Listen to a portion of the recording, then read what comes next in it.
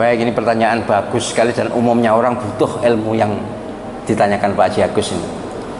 Apakah boleh kita datang kepada kiai atau pada ulama, pada ustadz, minta ijazah, minta doa, minta wirid, digunakan untuk suatu kebutuhan? Boleh, boleh Pak, jika ini benar-benar alim, atau maksud saya bukan nyimpang, ya diijazahi baca ini boleh. Tapi kalau misalnya tujuannya tadi supaya atasannya lunak, ya itu ya boleh. Cuma begini loh masalahnya itu, kalau penjenengan hanya membaca ketika diijazah itu belum tentu. Yang mandi manjur ya, yang manjur atau yang mustajab itu yang istiqomah. Misalnya penjenengan setiap selesai sholat subuh selalu membaca laqad ja'akum rasulun min anfusikum azizun 'alaihi ma 'anittum harisun 'alaikum bil mu'minina raufur rahim.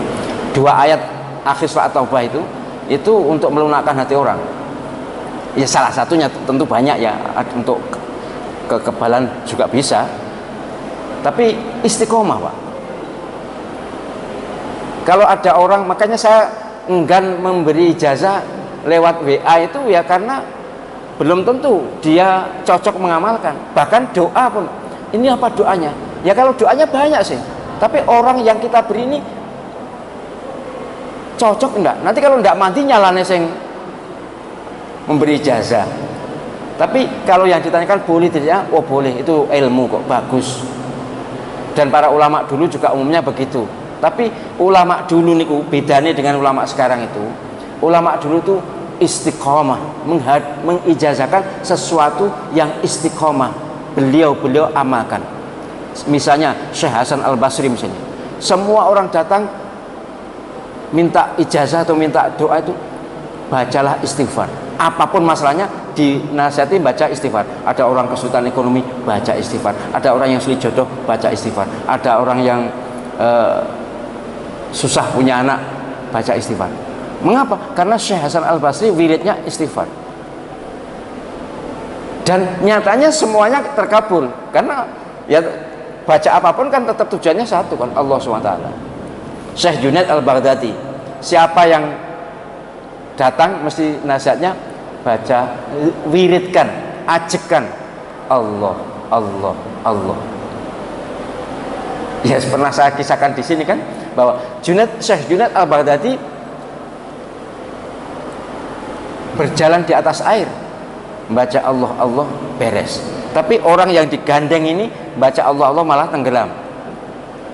Bukan karena Allah, Allah, tapi karena orangnya ini tidak makomnya.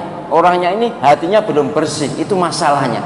Jadi masalah doa itu mandi tidak mandi, manjur tidak manjur, bukan tergantung bunyinya doa, tapi lebih kepada suasana batin kehidupan orang yang bersangkutan. Maka Pak Haji dan semuanya, di samping minta amalan, mohonlah didoakan. Nah, itu lebih tepat itu. Ya, dua-duanya baik. Jadi datang ke ulama itu pertama mohon didoakan, kemudian mohon amalan silakan. Dan ya ini subjektif ya. Kalau amalan itu memberatkan ya tidak usah diamalkan. Sebab Nabi SAW tidak pernah memberi amalan umatnya berat, tidak pernah. Jadi enek ustadz yang wah baca ini 16.000 kali, wis gak usah, tinggal mulai. Sebab baca sholawat 16.000 kali sewengi itu mencet.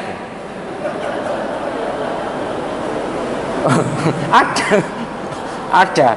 Jadi datang tuh suruh baca sholawat 16.000 kali satu malam. Coba. Ya memang hanya sholawat Muhammad, sholawat Muhammad, sholawat Muhammad. Tapi kok suwe-suwe gak muni sholawat Muhammad, ya selamat. Suwe-suwe selamat. Jadi zikir yang baik adalah tentu satu yang berasal dari Allah SWT dan Rasulnya SAW. Yang kedua yang tidak memberati.